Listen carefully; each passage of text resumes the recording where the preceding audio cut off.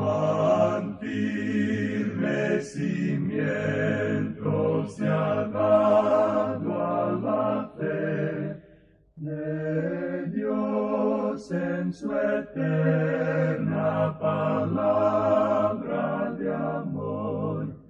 Con el propósito de compartir con usted las inmutables verdades de la palabra de Dios, presentamos A través de la Biblia, un estudio detallado y sistemático de toda la Biblia que le ayudará a conocer lo que Dios ha revelado para nuestro provecho espiritual. Estos estudios bíblicos fueron diseñados y elaborados por el Dr. J. Vernon McGee, versado maestro de la Biblia, quien dedicó la mayor parte de su vida a la enseñanza clara y sencilla de la palabra de Dios. Acompáñenos, pues, mientras avanzamos en nuestro recorrido a través de la Biblia. Cuán firme cimiento la palabra de Dios. Es un gozo estar nuevamente con usted, amigo oyente, para traerle otro estudio de la serie A través de la Biblia. Llegamos hoy al capítulo 23 de este libro de Ezequiel, y esperamos que usted tenga su Biblia a mano y que pueda encontrar pronto este capítulo. Ahora, la sección en la cual nos encontramos, que comenzó allá en el capítulo 21, ha sido algo bastante sobresaliente, porque estas son las últimas profecías en cuanto al juicio que se acercaba sobre la nación de Israel. Los mensajes de Ezequiel al comienzo eran para las dos primeras delegaciones que habían ido en cautividad, porque esa gente mantenía la creencia que Dios nunca destruiría el templo. Ese era su santuario, su gloria se había encontrado allí, y ellos sabían eso y se mantenían pensando de la misma manera. Y los profetas mentirosos les animaban a que continuaran creyendo así, y les habían hecho pensar que no era necesario que ellos regresaran a Dios, que abandonaran la idolatría y que se alejaran de sus malos caminos. Así es que ellos seguían de la misma manera. Y los profetas falsos continuaban fomentando eso. Ahora, una de las cosas más sutiles que tienen lugar hoy es que una gran cantidad de hombres son elogiados aún antes de morir, y también durante su sepelio, y muchos de ellos han sido impíos blasfemos. Pero hay algunos predicadores que, por así decirlo, los empujan hacia el cielo, y lo hacen sin considerar lo que Dios piensa en cuanto a esto. Y la verdad es que creemos que hay que tener cuidado en cuanto a lo que decimos de esas personas, porque los profetas falsos estaban haciendo la misma cosa en aquellos días. Y cuán trágico era eso, amigo oyente. Y las personas que no son salvas y que escuchan un mensaje en un sepelio tienen la idea de que por su poquita bondad, y la miden por la vida de alguna persona que ellos conocen y que es un gran pecador, entonces piensan que no necesitan un Salvador. Amigo oyente, tememos que muchas veces el mensaje del Evangelio se presenta en un lugar lleno de creyentes y no se presenta en un lugar donde debería ser presentado cuando un hombre está en el mundo. Y en especial en un sepelio o hablando ante un grupo de personas que no son salvas, el predicador no presenta su mensaje como debiera presentarlo, sino que lo presenta de manera que agrade a la gente que le escucha. Este hombre Ezequiel ha estado diciendo las cosas tal cual son. Deberíamos decir dos cosas que ya hemos visto en estas profecías tan destacadas. Usted recordará que en el capítulo 20, él dijo una profecía en cuanto al Negev. Esa es la parte sur del país, cerca de Beerseba, toda esa zona. Era una profecía que decía en parte, «He aquí que yo enciendo en ti fuego, el cual consumirá en ti todo árbol verde y todo árbol seco». Bueno, cuando uno pasa por ese lugar puede ver que allí no crece absolutamente nada. Está completamente desértico. No hay ninguna vegetación de importancia en ese lugar. No es posible hablar de un bosque porque no hay nada en esa sección, en esa parte del país. ¿Qué fue lo que sucedió allí? Dios juzgó, amigo oyente. Y cuando usted observa esa zona, puede darse cuenta que Él hizo una tarea bastante completa cuando juzgó ese lugar. Luego vimos en el capítulo 21 esa profecía en cuanto a que no habrá nadie que ocupara el trono de David hasta cuando llegara el Señor Jesucristo. Y eso fue lo que el ángel quiso decir cuando hablando con María dijo, «Y el Señor Dios le dará el trono de David su padre».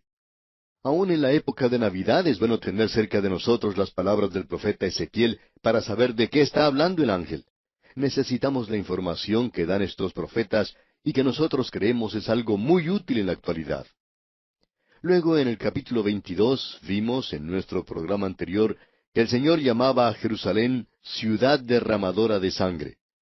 Usted puede ver lo que cuenta la historia y descubrirá que esto que el Señor dice es correcto. Y esta era su ciudad, la ciudad que él amaba porque Dios había dicho que su ojo estaba constantemente sobre ella. Y a causa de su amor, él juzgó a la ciudad. Ahora, en el capítulo 23 encontramos algo que es muy interesante. Y aquí tenemos nuevamente a Ezequiel representando una parábola y presentándola de esta forma tan peculiar que tiene este profeta. Es la parábola de dos hermanas. Para comenzar, eso llama la atención, y más aún, una de ellas se llamaba Ahola y la otra se llamaba Aholiba. Creemos que cuando él comenzó a presentar esta parábola, la gente comenzó a sonreír. Quizás se decían unos a otros, ¿a dónde va este hombre con una historia así? Bueno, él les va a presentar ahora una parábola en este capítulo 23, y veamos qué es lo que el versículo 1 dice. Vino a mí palabra de Jehová diciendo. Eso ya es familiar para nosotros. Ezequiel no inventó esto que va a contar. Dios le dio a él este mensaje. Y en los versículos 2 y 3 leemos, Hijo de hombre, hubo dos mujeres, hijas de una madre, las cuales fornicaron en Egipto, en su juventud fornicaron. Allí fueron apretados sus pechos, allí fueron estrujados sus pechos virginales. Ellas ya no eran vírgenes, sino que se habían convertido en rameras. Ahora, ¿de qué está hablando aquí? Bueno, escuche lo que dice en el versículo 4. Y se llamaban la mayor Ahola y su hermana Aholiba, las cuales llegaron a ser mías, y dieron a luz hijos e hijas, y se llamaron Samaria Ahola y Jerusalén Aholiba. Ahora, ¿de qué está hablando aquí? Samaria Ahola. Es decir, el reino del norte de Israel es Ahola, y Jerusalén, Judá en el sur, es Aholiba. Bueno, otra vez nos preguntamos, ¿de qué está hablando aquí? Bien, es necesario notar el significado de sus nombres. El significado de Aholiba, o sea, Judá y Jerusalén, el reino del sur, es este. Mi tabernáculo en ella. ¿Y quién está diciendo eso? Dios lo está diciendo, amigo oyente. Dios está diciendo, mi tabernáculo en ella. Es decir, estaba en Jerusalén, en el reino del sur. Allí se encontraba ese maravilloso templo de Salomón. Para la construcción del templo se utilizó como modelo al tabernáculo del desierto, y allí era donde la gente se acercaba a Dios. Algo maravilloso.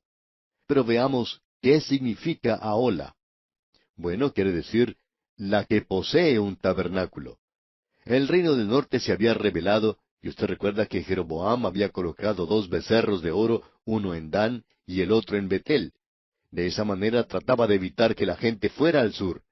Era algo muy fácil para la gente en el reino del sur y para los profetas de allí decir, Dios va a juzgar a esos becerros de oro en ese lugar. Y por cierto que lo hizo. Pero, ¿qué podemos decir en cuanto al reino del sur?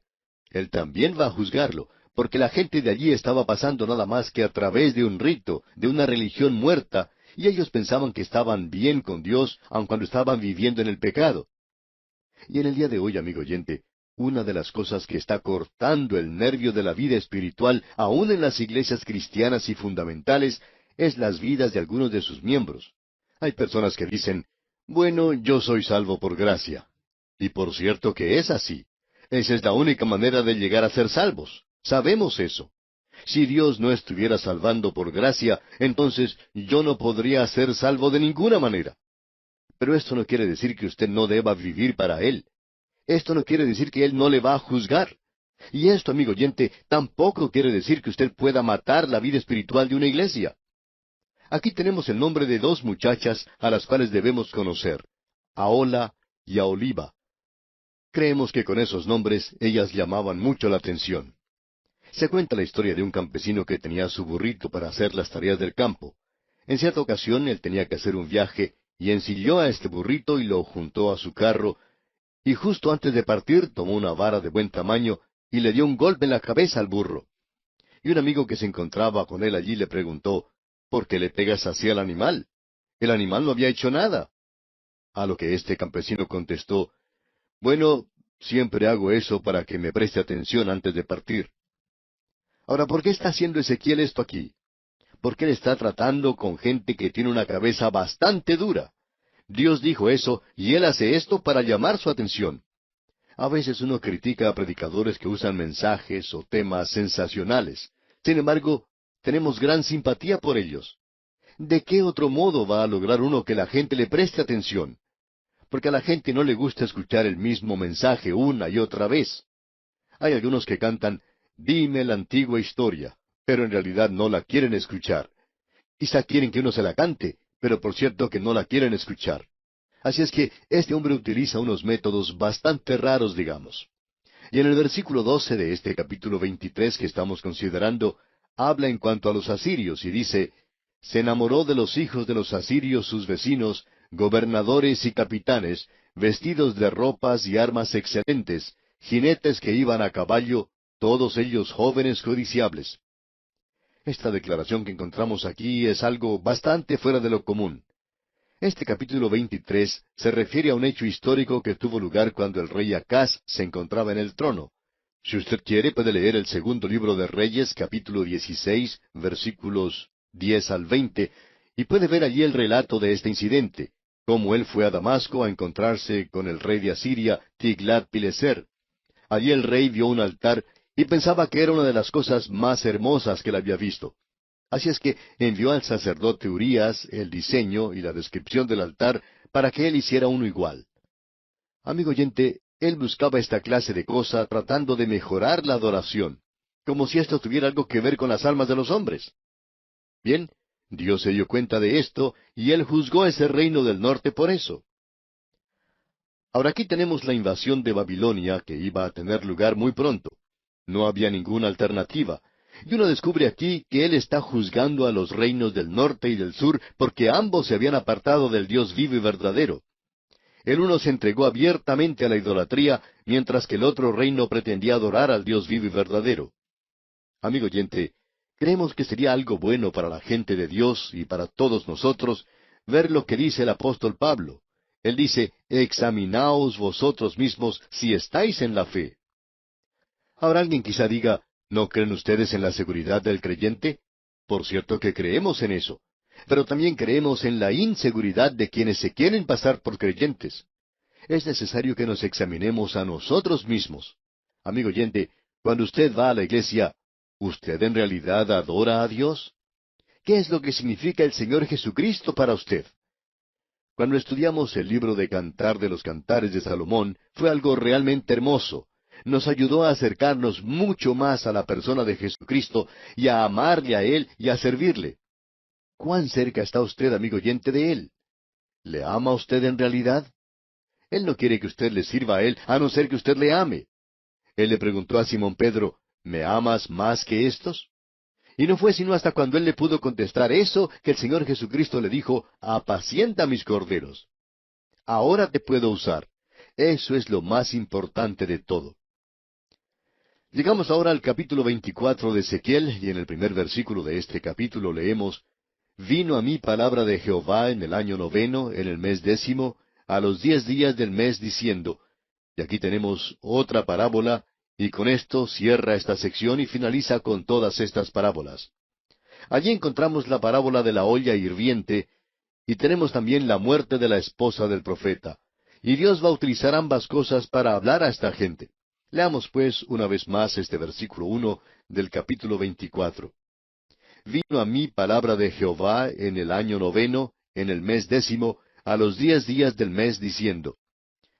Esta es la primera vez en que él presenta el mensaje de esta manera. ¿Por qué?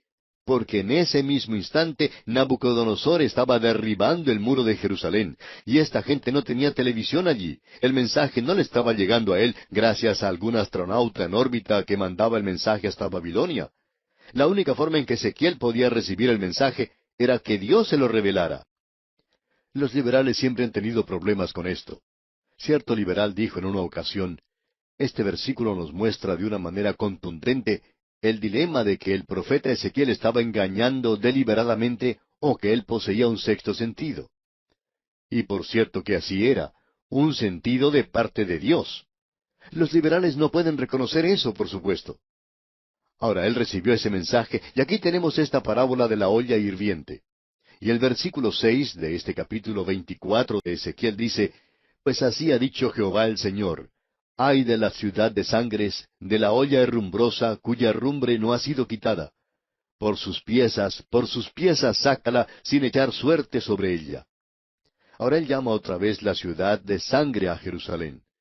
Y se encuentra ahora dentro de esta olla, y en esta hay una suciedad. Ahora, ¿qué es esa suciedad?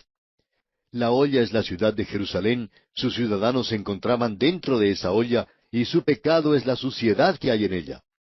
Hay gente que, refiriéndose a otra persona, dicen que son la suciedad de la tierra. Pero, amigo oyente, ¿quiere usted saber lo que Dios dice? Dios dice que su pecado y mi pecado es la suciedad de la tierra.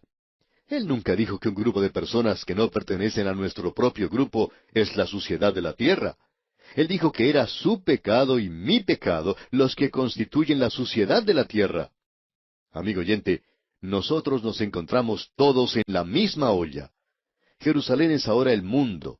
Para usted y para mí hoy es el mundo. Es a veces un poco cansador el escuchar tanto hablar en cuanto a las diferencias de grupos étnicos. ¿Qué quiere decir con grupos étnicos? Todos nos encontramos en la misma olla, y nosotros somos la suciedad de la tierra. Lo interesante no es quién sea usted, sino que su pecado es la suciedad de la tierra. No sabemos cómo podremos expresar esto de una manera mucho más fuerte de la que se expresa aquí. Ahora los versículos 15 y 16 de este capítulo 24 dicen, Vino a mí palabra de Jehová diciendo, Hijo de hombre, he aquí que yo te quito de golpe el deleite de tus ojos. No endeches, ni llores, ni corran tus lágrimas. Aparentemente este joven profeta se había casado con una hermosa joven, una muchacha israelita, y ambos se amaban. Y luego, allí en la cautividad, ella enfermó y murió. Creemos que había aquí un sufrimiento en el corazón. Sin embargo, este hombre continúa con su representación. Dios le dice que aún en el momento de muerte como él debe hacer lo que Él le dice.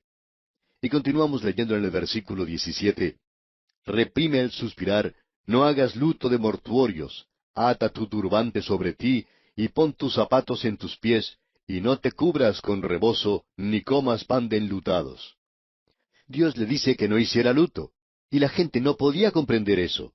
La gente se acercaba a él y le decía, ¿qué quiere decir todo esto? Tú hablas en cuanto a una olla hirviente llena de suciedad. Ahora ha fallecido tu esposa y tú ni siquiera estás de luto. ¿Qué clase de hombre eres? Pero todo lo que él está haciendo es para presentarles un mensaje. ¿Por qué? Bueno, en el versículo 24 de este capítulo 24 de Ezequiel tenemos la clave de esto. Leamos. Ezequiel pues os será por señal. Según todas las cosas que él hizo, haréis. Cuando esto ocurra, entonces sabréis que yo soy Jehová el Señor.